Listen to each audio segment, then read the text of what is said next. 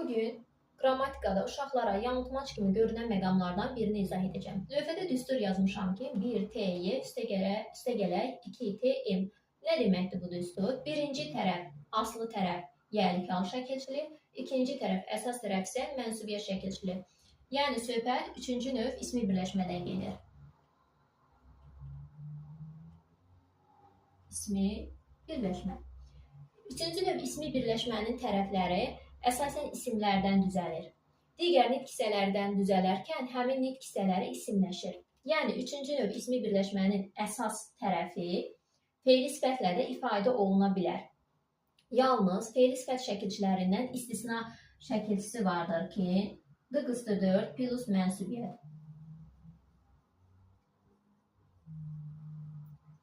Yəni D şəkilçisi vasitəsilə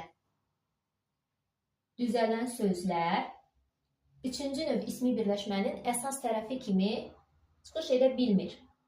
Yəni, qarşı tərəfdə yəlik hal şəkilçisi olsa belə, həmin sözün iştirak etdiyi, yaratdığı söz birləşməsi ismi birləşmə sayılır. Deməli, burada D şəkilçisi olduğuna görə şagirdin oxuduğu söz birləşməsi ismi birləşmə deyil, fe'li birləşmə olacaq. Ancaq D şəkilçisindən başqa digər fe'li sifət şəkilçiləri ilə düzələn fe'li sifətlər üçüncü növ ismi birləşmənin əsas tərəfi kimi çıxış edə bilir. Şagirdin oxuyanı isə